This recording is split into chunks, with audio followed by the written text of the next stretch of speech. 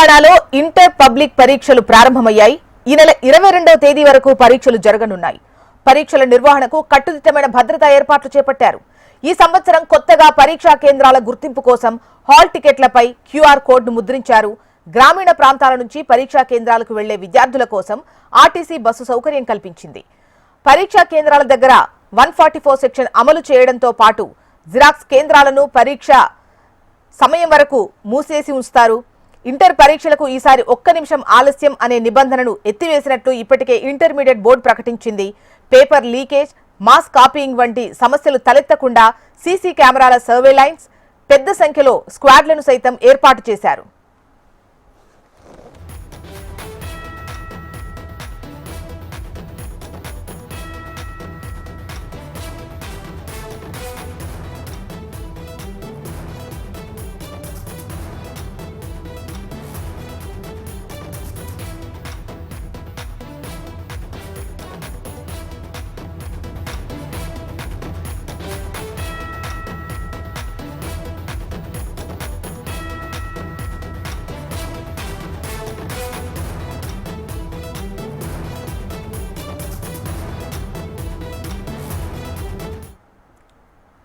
తెలంగాణలో inter public పరీక్షలు ప్రారంభమయ్యాయి.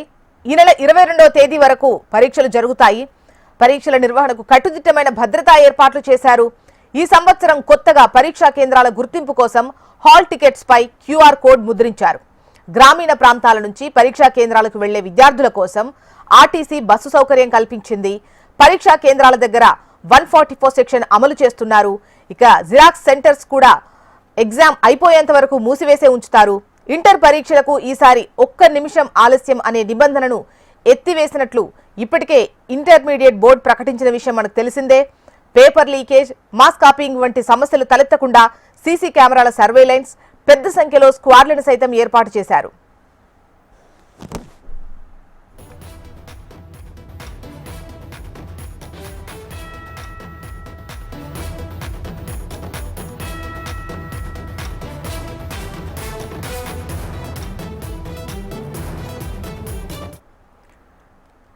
ఇంటర్ ఎగ్జామ్స్ ప్రారంభమయ్యాయి. డీటెయిల్స్ మనకు ఆర్కే అందిస్తారు. ఆర్కే, జోస్నా, ఈ రోజు నుంచి ఇంటర్మీడియట్ పరీక్షలు రాష్ట్ర వ్యాప్తంగా ప్రారంభమవుతాయి. ఈ రోజు నుంచి దాదాపుగా 25వ తేదీ వరకు ఎగ్జామ్ జరుగుతున్నాయి. అయితే ఈ ఎగ్జామ్ కోసం ఇంటర్ బోర్డు ఇప్పటికే దాదాపుగా 1530 సెంటర్లు ఏర్పాటు చేసింది.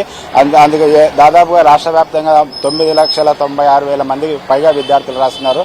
మొదటి సంవత్సరం దాదాపుగా 4,08,000 మందికి పైగా ఎగ్జామ్ రాస్తుంటే రెండో సంవత్సరం మాత్రం 5,08,000 మందికి పైగా పరీక్షలు రాస్తున్నారు. వీరందరి కోసం దాదాపుగా 1,532 సెంటర్లు ఏర్పాటు చేశారు. మనం దిల్సుఖ్నగర్లోని సిఎంఎస్ సెంటర్ హాల్లో ఉన్నాము. ఇప్పటికే దాదాపుగా సెంటర్ 9 గంటలు అవుతుంది.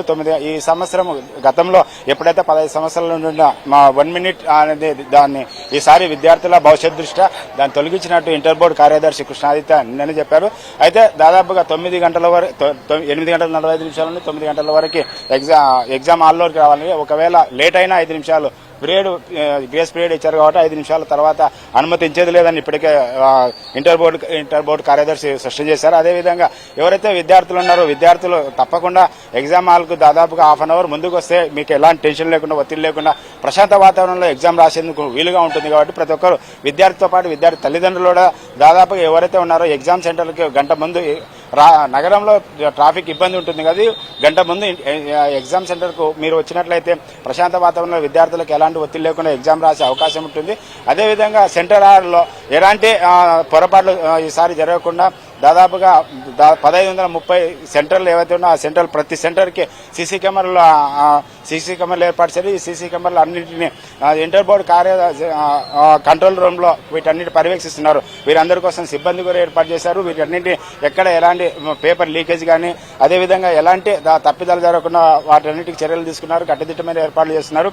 అయితే ఇంటర్ ఎగ్జామ్లో దాదాపుగా గత సంవత్సరం చూసుకున్నట్లయితే పేపర్ లీకేజ్ కానీ మాస్ కాపీకి పాల్పడే అవకాశం ఉన్నందుకు అందుకోసం ఈసారి సీసీ కెమెరాలు ఏర్పాటు చేసినట్టు ఇంటర్ బోర్డు ఇప్పటికే స్పష్టం చేసింది. అదేవిధంగా వీళ్ళు ఎక్కడ ఎలాంటి పొరపాటు లేకుండా అదేవిధంగా ఎగ్జామ్ సెంటర్ చుట్టుపక్కల ఉన్న వాటి అన్నిటి చుట్టూ జిరాక్స్ సెంటర్లు కానీ వాటి అన్నిటి మూసివేయాలని కూడా ఆదేశాలు. అదేవిధంగా ఎగ్జామ్ సెంటర్లో 144 సెక్షన్ అమల్లో ఉంటుంది. అదేవిధంగా విద్యార్థులు ఎలాంటి ఎలక్ట్రానిక్ పరికరాలకు అనుమతించేది లేదు. వాచ్లో కూడా ఈసారి అనుమతించేది, ఎందుకంటే ఈసారి స్మార్ట్ ఫోన్లు ఉన్నాయి కాబట్టి ఆ స్మార్ట్ ఫోన్ దాదాపుగా సెల్ ఫోన్తో సమానం ఉంటుంది కాబట్టి ఆ ఫోన్లు వాచ్లను అనుమతించే ప్రసక్తి లేదని స్పష్టం చేశారు. అదేవిధంగా షూస్ ఉన్నాయో అవన్నీ అనుమతించకుండా ఈసారి వాటిని కట్టుదిట్టంగా ఏర్పాటు చేశారు ఇంటర్ బోర్డు. ఎక్కడ ఎలాంటి పొరపాటు లేకుండా అంత దాదాపుగా ఉన్నాయి. అదేవిధంగా రాష్ట్ర వ్యాప్తంగా 1530 సెంటర్లు ఏర్పాటు చేశారు. హైదరాబాద్ నగరంలో 246 సెంటర్లు ఏర్పాటు చేశారు. హైదరాబాద్ జిల్లాలో దాదాపుగా 1,79,000 మంది విద్యార్థులు ఎగ్జామ్ రాస్తున్నారు. ఈ గతంలో మాదిరిగానే ఈసారి కూడా దాదాపుగా అబ్బాయిల కంటే అమ్మాయిలే ఇంటర్మీడియట్ ఎగ్జామ్ ఎక్కువ రాస్తున్నారు. వీరందరి కోసం ఈ ఎగ్జామ్ సెంటర్లు ఇప్పటికీ అన్ని ఏర్పాటు చేశారు. అయితే ఈ ఎగ్జామ్ సెంటర్లో కూడా ఎలాంటి ఇబ్బంది లేకుండా వాటర్ ఫెసిలిటీతో పాటు శానిటైజర్, తర్వాత వారికి కావాల్సిన ప్రతి సౌకర్యాలు ఏర్పాటు చేయాలని ఇప్పటికే ఇంటర్ బోర్డు వారికి ఏ సెంటర్లు అయితే ఉన్నావో వాళ్ళందరి సెంటర్లకు ఆదేశాలు చేశారు. అందుకు అనుగుణంగానే ఇంటర్ బోర్డులో ప్రతిదీ పర్యవేక్షణ చేసి అందుకు అనుగుణంగానే ఏర్పాటు చేసినట్టు కూడా ఇంటర్ బోర్డు స్పష్టం చేశారు. జోష్న. Right RK.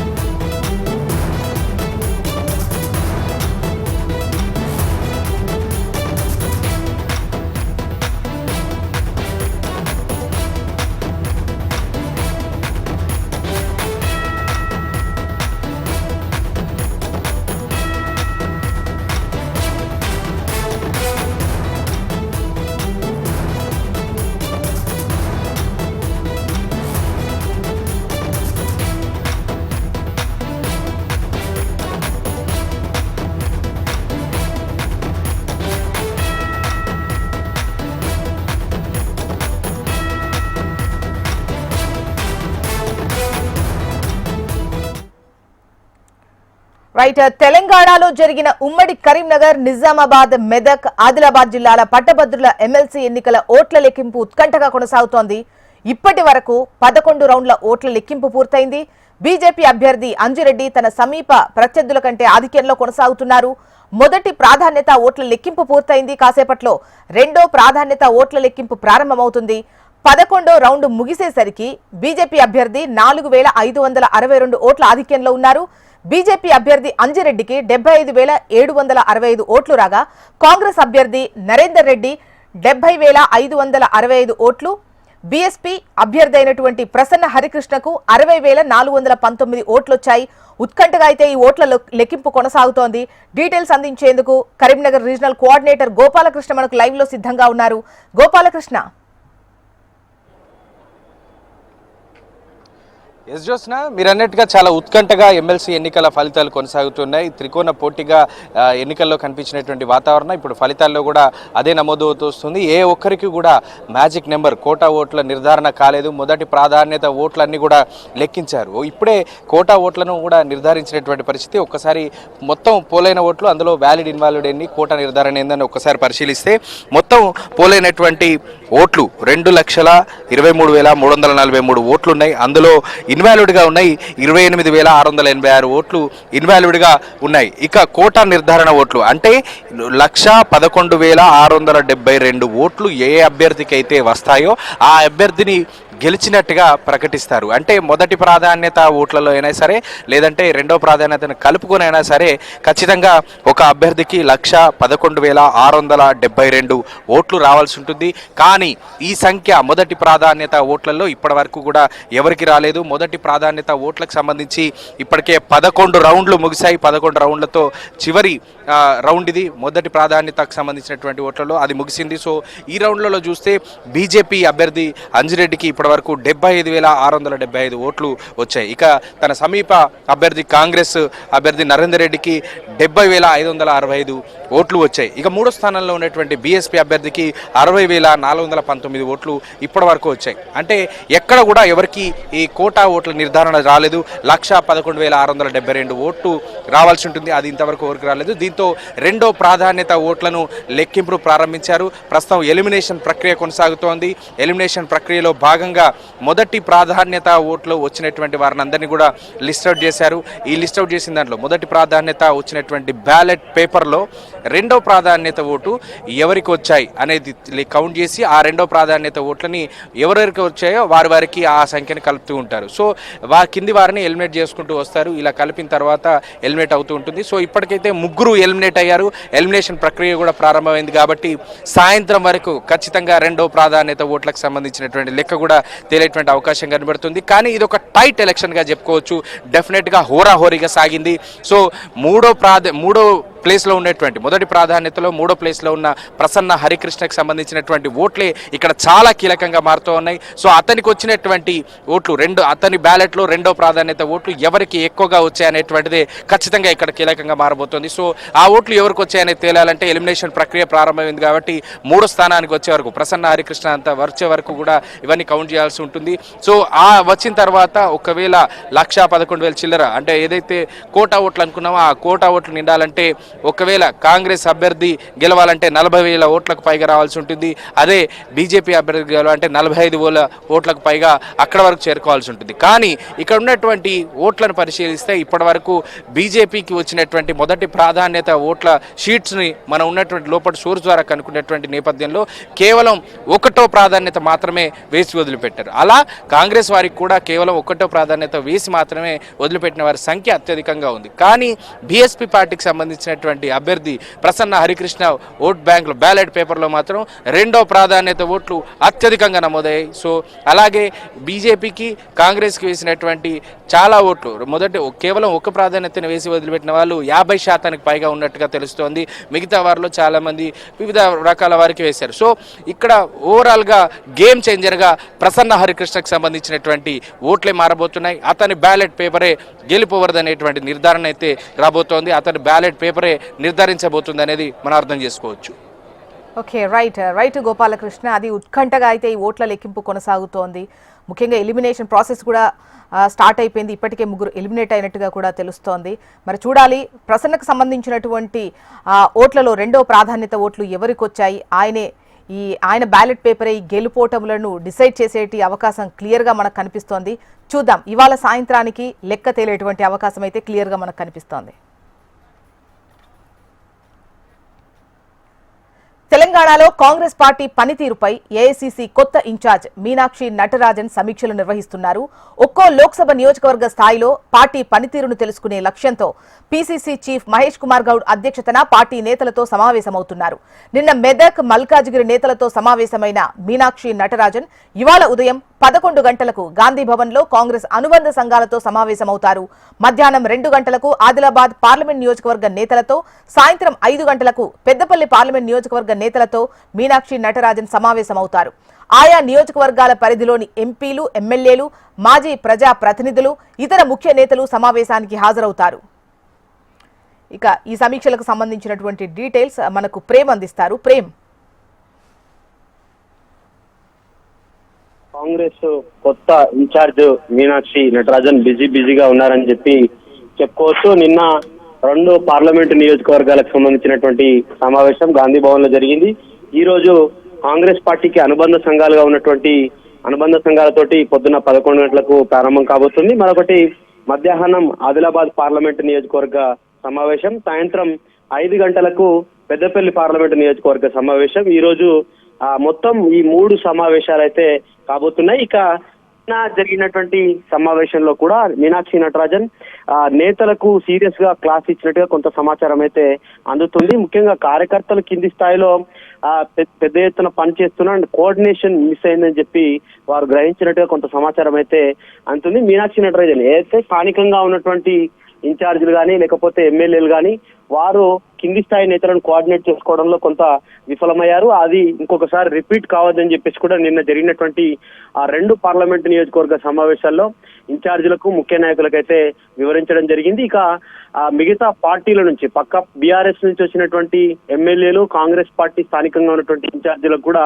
కొంత సోషల్ మీడియా వారితో పాటు బహిరంగంగా వేదికల మీద విమర్శించుకుంటున్నారు. అట్లాంటి బంద్ చేయాలని చెప్పేసి కూడా నిన్న వారికి గట్టిగా స్ట్రిక్ట్ వార్నింగ్ ఇచ్చినట్టుగా కూడా కొంత సమాచారం అయితే అంటుంది. ఈ రోజు సమావేశం అయితే ఒకవైపు ఆదిలాబాద్, 2 పార్లమెంటు అనుబంధ సంఘాలు, ఈ 3 సమావేశాలు అయితే మరికొద్ది సేపట్లో గాంధీ భవన్ లో మీనాక్షి నటరాజన్, టీపీసీసీ చీఫ్ మహేష్ కుమార్ గౌడ్, ఆ 2 పార్లమెంట్ నియోజకవర్గ పరిధిలో ఉన్నటువంటి ఎమ్మెల్యేలు, మాజీ ఎమ్మెల్యేలు, ఇన్ఛార్జీలు, అధికార ప్రతినిధులు, కార్పొరేషన్ చైర్మన్లు, మంత్రులు, ఇన్ఛార్జి మంత్రులు అయితే ఈ సమావేశంలో పాల్గొంటారు. జోష్న. రైట్ ప్రేమ్ కుమార్.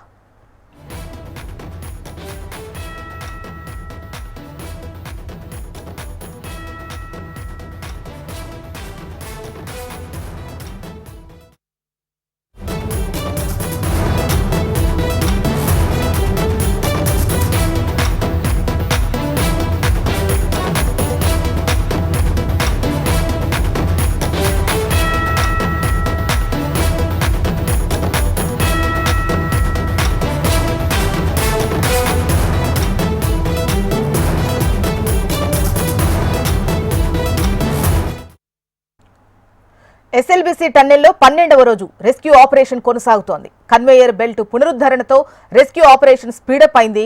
టన్నెల్లో పేరుకుపోయిన బురద మట్టిని బయటకు పంపుతున్నారు. గంటకు 800 టన్నుల మట్టిని బయటకు డంప్ చేస్తున్నారు. ఎస్ఎల్బీసీ రెస్క్యూ ఆపరేషన్ క్లిష్టతరం కావడంతో ఢిల్లీ నుంచి నేషనల్ సెంటర్ ఫర్ సిస్మాలజీ ప్రతినిధుల బృందం రంగంలోకి దిగింది. టన్నెల్ వద్ద ప్రమాద ఘటన స్థలాన్ని పరిశీలించి సహాయక చర్యల బృందాలకు కీలక సూచనలు చేసింది. ఇప్పటికే చివరి దశకు చేరుకున్న సహాయక చర్యలు కన్వేయర్ బెల్ట్ పునరుద్ధరించడంతో మరో 1-2 రోజుల్లో రెస్క్యూ ఆపరేషన్లో కీలక పురోగతి సాధించినట్లు అధికారులు చెబుతున్నారు. టన్నెల్లో గల్లంతైన 8 మంది ఆచూకీ కోసం సెర్చింగ్ కొనసాగుతోంది.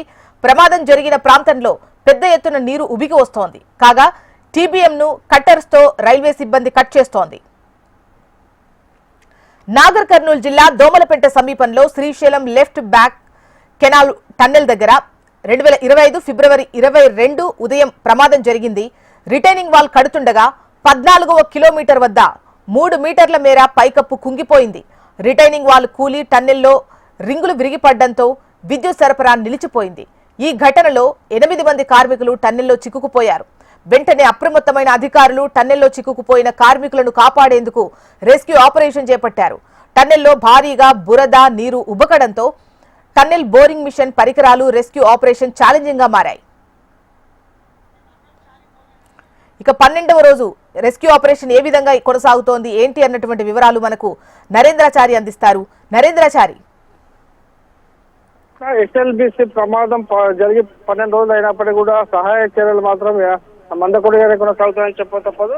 దాదాపు 12 రోజులు అయినప్పటికీ కూడా 11 బృందాలతో రెస్క్యూ ఆపరేషన్ కొనసాగిస్తున్నారు. ఇందులో ఆశించిన జనకంగా మాత్రం ఇప్పటి వరకు గల్లంతైన 8 మంది ఆచూకీ మాత్రం ఇప్పటివరకు లభించలేదు.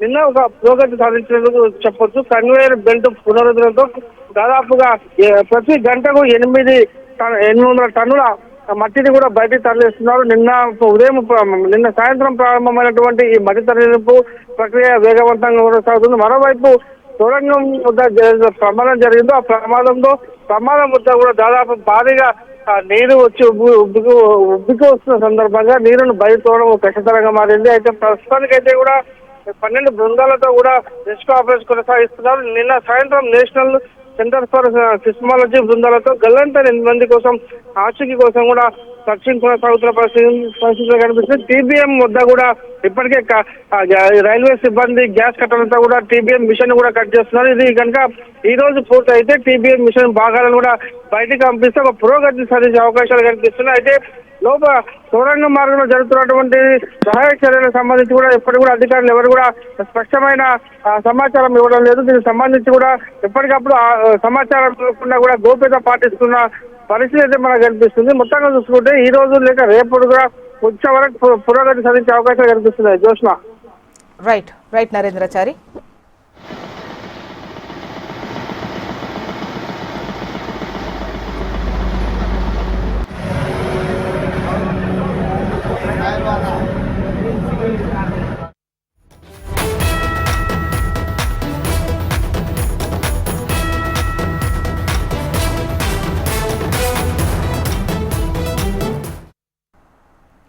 నేడు ఏపీ సీఎం చంద్రబాబు ఢిల్లీకి వెళ్లనున్నారు. ప్రధాని మోడీ, హోంమంత్రి అమిత్ షాతో పాటు పలువురు కేంద్ర మంత్రులతో ముఖ్యమంత్రి భేటీ అవుతారు.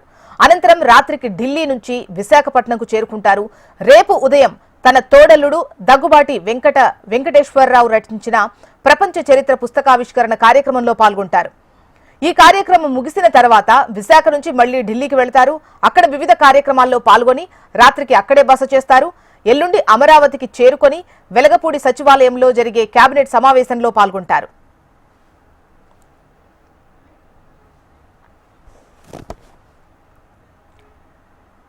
నేడు ఏపీ సీఎం చంద్రబాబు ఢిల్లీకి వెళ్లనున్నారు. ప్రధాని మోడీ, హోంమంత్రి అమిత్ షాతో పాటు పలువురు కేంద్ర మంత్రులతో ముఖ్యమంత్రి భేటీ అవుతారు. ఆ తర్వాత రాత్రికి ఢిల్లీ నుంచి విశాఖపట్నంకు చేరుకుంటారు. రేపు ఉదయం తన తోడల్లుడు దగ్గుపాటి వెంకటేశ్వరరావు రచించినటువంటి ప్రపంచ చరిత్ర పుస్తకావిష్కరణ కార్యక్రమంలో పాల్గొంటారు. ఆ తర్వాత మళ్లీ ఢిల్లీ బయలుదేరి వెళ్తారు. ఓవరాల్ గా వీటిపై డీటెయిల్స్ అందించేందుకు మనకు కాంతి సిద్ధంగా ఉన్నారు. కాంతి, చెప్పండి, టోటల్ గా ఢిల్లీకి వెళ్లి మళ్లీ విశాఖపట్నానికి రావడం, మళ్లీ ఢిల్లీకి వెళ్లి మళ్లీ విశాఖపట్నానికి వచ్చి సచివాలయంలో పాల్గొనే వరకు ఓవరాల్ గా ఈ 2 days schedule CM Chandrababu Naidu ఏ విధంగా ఉంది?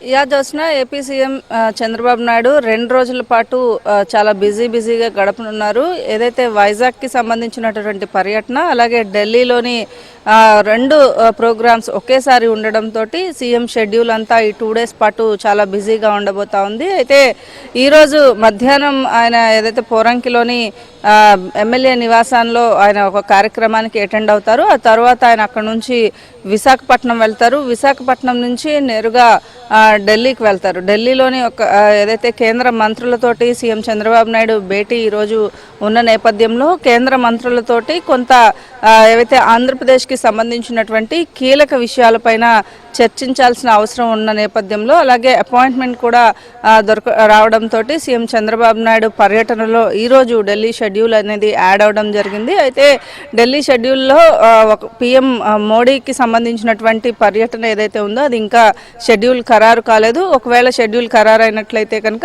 పీఎం మోడీతో కూడా సీఎం భేటీ అయ్యే అవకాశం కనిపిస్తూ ఉంది. ఇక రాష్ట్రానికి సంబంధించినంత వరకు కూడా కొన్ని కీలకమైనటువంటి విషయాల్లో కొంత స్పష్టత కేంద్రం నుంచి తీసుకోవాల్సి ఉంది. ఇప్పటికే ఏపీకి సంబంధించి నిధుల సహకారం కావచ్చు, ప్రాజెక్ట్స్ విషయంలో సహకారం కావచ్చు, అన్నీ కూడా కేంద్రం నుంచి చేయూత ఇస్తున్న నేపథ్యంలో మరికొన్ని సమస్యలు ఆంధ్రప్రదేశ్కి సంబంధించి కేంద్రం నుంచి రావాల్సినటువంటి ఏవైతే ఉన్నాయో క్లియరెన్స్ కోసం వెయిట్ చేస్తున్న నేపథ్యంలో దీనిపైన కేంద్ర మంత్రులతోటి చర్చించే అవకాశం ఉంది. ఇక అక్కడ నుంచి ఢిల్లీ నుంచి సీఎం చంద్రబాబు నాయుడు విశాఖపట్నం చేరుకుంటారు. విశాఖపట్నంలో రాత్రి టీడీపీ కార్యాలయం ఏదైతే ఉందో కార్యాలయంలోనే సీఎం చంద్రబాబు నాయుడు బస చేస్తారు. రాత్రి 11:30కు సీఎం చంద్రబాబు నాయుడు విశాఖపట్నం చేరుకుంటారు. అక్కడ తర్వాత ఆ రోజు నైట్ అంతా కూడా ఆయన అక్కడే స్టే చేస్తారు. ఆ తర్వాత రేపు ఉదయం ఏదైతే విశాఖపట్నంకి సంబంధించి గీతం యూనివర్సిటీలో ఆయన పాల్గొబోతున్నారు. గీతం యూనివర్సిటీ కార్యక్రమం తర్వాత సీఎం చంద్రబాబు నాయుడు తిరిగి ఢిల్లీ వెళ్తారు. ఢిల్లీలో ఏదైతే ఒక ఛానల్కి సంబంధించినటువంటి ప్రోగ్రాంలో పాల్గొంటారు. ఆ తర్వాత నైట్ ఢిల్లీలోనే స్టే చేస్తారు. ఢిల్లీలో స్టే చేసిన సమయంలో అంటే నైట్ ఒక ఛానల్కి సంబంధించినటువంటి ప్రోగ్రాం అయిపోయిన తర్వాత సీఎం చంద్రబాబు నాయుడు అక్కడ ఉన్నటువంటి మరికొంతమంది కేంద్ర మంత్రులతో రేపు కూడా షెడ్యూల్ ఖరారైనట్లుగా తెలుస్తోంది. ఈ నేపథ్యంలో రేపు కూడా మరికొంతమంది కేంద్ర మంత్రులతోటి సీఎం చంద్రబాబు నాయుడు భేటీ అవుతారు. అయితే కొన్ని రైల్వే ప్రాజెక్ట్స్కి సంబంధించి అలాగే కొన్ని కేంద్ర ప్రభుత్వ రంగ సంస్థలకు సంబంధించి ఏర్పాటు విషయంలో ఇక్కడ కొత్తగా వస్తున్నటువంటి నేపథ్యంలో వాటికి సంబంధించి కూడా కొంత కీలకమైనటువంటి చర్చ జరిగే అవకాశం కనిపిస్తూ ఉంది. ఈరోజు రేపు 2 రోజుల పాటు సీఎం చంద్రబాబు నాయుడు షెడ్యూల్ అయితే టోటల్గా బిజీగా షెడ్యూల్ అయితే ఉందని చెప్పుకోవాలి. జ్యోత్స్న. రైట్ కాంతి.